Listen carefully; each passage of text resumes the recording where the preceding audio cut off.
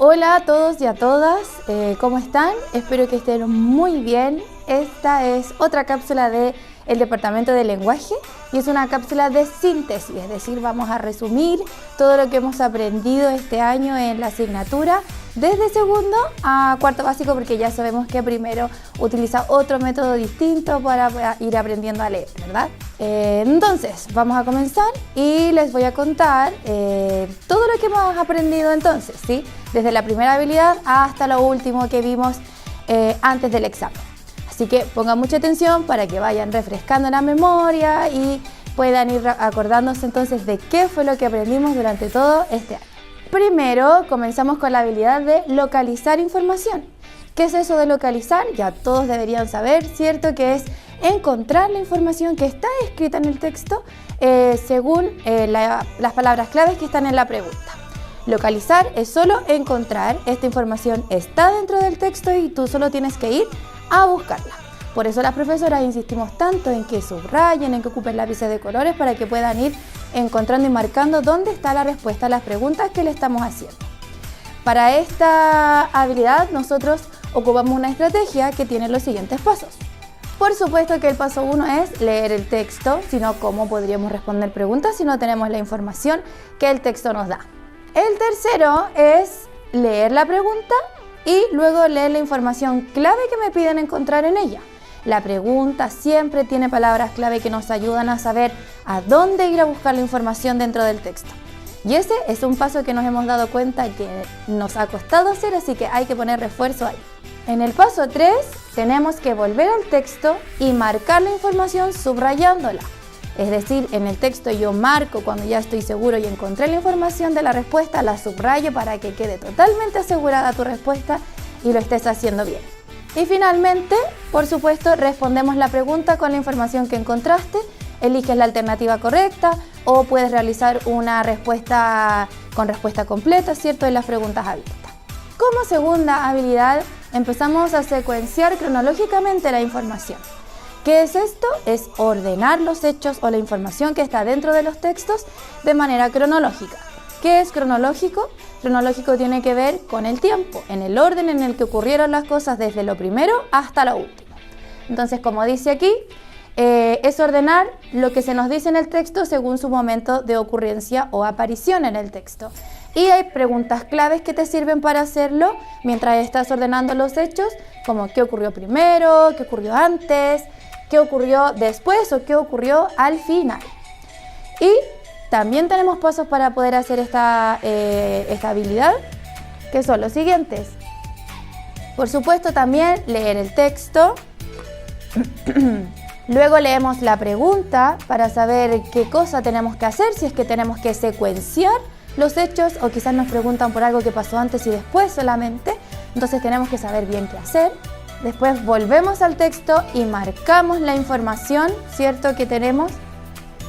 Luego enumeramos las ideas, es decir, vemos qué va primero, cuál idea era la primera, qué pasó primero, qué pasó después. Por eso son estas preguntas de ayuda. Para finalmente, ¿cierto?, responder la pregunta con la información que encontramos en base a la secuencia que pudimos hacer. Ya recuerden que la secuencia es este orden de los números que tenemos para poder encontrar la alternativa correcta de los hechos que estaban desordenados y que nosotros los ordenamos. También trabajamos con la habilidad de inferir información.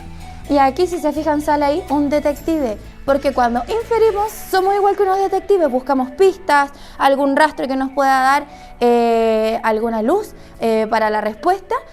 Al igual que los detectives, entonces, cuando nosotros inferimos, descubrimos lo que no está presente en el texto. Lo que inferimos está oculto, está dicho de otra forma o es algo que nosotros podemos concluir de lo que nos dijeron. Entonces no está escrito literal como cuando localizamos, sino que es cuando descubrimos, después de hartas pistas que encontramos, podemos decir, entonces, y ahí está la respuesta a las preguntas. Entonces, ¿qué cosas hemos podido inferir nosotros en el año? Características de personajes, también podemos inferir conclusiones de situaciones y también, lo último que estuvimos haciendo más o menos, las relaciones de causa y efecto, cuando nos preguntábamos qué ocurrió y por qué ocurrió algo, ¿ya? Cuando nos preguntan por la causa y el efecto, entonces también estamos infiriendo. porque no es algo que esté directamente escrito en el texto, ¿ya? Entonces todo eso que no está directamente escrito y que tenemos que descubrirlo es inferencia. Y para inferir, como dice acá, tenemos que buscar las pistas a partir de las palabras clave de las preguntas. En las preguntas, como dije, siempre hay palabras clave que nos ayudan a ir a buscar las respuestas. Y sobre todo en este tipo de preguntas de inferir, es más clave aún porque ahí es donde están las pistas principales, ¿ya? Y luego que yo encuentro las pistas en el texto, utilizo todo el conocimiento que yo tengo de esas pistas para poder hacer la inferencia o la conclusión a la que voy a llegar. Y la última habilidad que nosotros trabajamos fue la de interpretar el lenguaje figurado. El lenguaje figurado, como lo vimos en clases, es una forma creativa de expresar las ideas. Es diferente, totalmente diferente al lenguaje literal, que es el que usamos comúnmente, donde las palabras tienen un solo sentido y es un sentido normal y común, ¿cierto? En el lenguaje figurado, como dice aquí, es cuando decimos algo, pero con palabras que significan otra cosa. Por ejemplo, ella tiene lindas perlas en su boca. ¿En realidad una persona tiene perlas en la boca? No, es una forma de decir. ¿Qué es lo que yo quiero decir realmente con esa frase? Quizás quiero decir que sus dientes son lindos y blancos, porque ¿cómo son las perlas?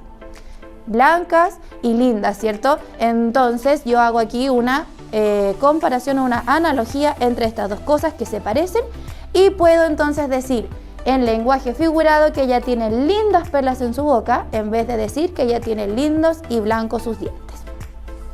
En lenguaje figurado entonces, nosotros para interpretarlo tenemos que pensar en qué se quiere decir con esa frase y utilizar también el conocimiento que tenemos. Si no supiéramos cómo son las perlas, estaríamos muy confundidos y no sabríamos qué quiere decir la persona que dice que esa persona tiene perlas en la boca. Pero como lo sabemos, podemos concluir y decir, las perlas son blancas, son una joya linda, entonces quiere decir que esos dientes son lindos y blancos. Y nosotros, ya esto es en los cursos más grandes, tercero, cuarto, estuvimos viendo también las figuras literarias. Las figuras literarias son un recurso para poder hablar o escribir el lenguaje figurado. Y estas figuras literarias son las siguientes: la comparación, la metáfora, la personificación y la hipérbole.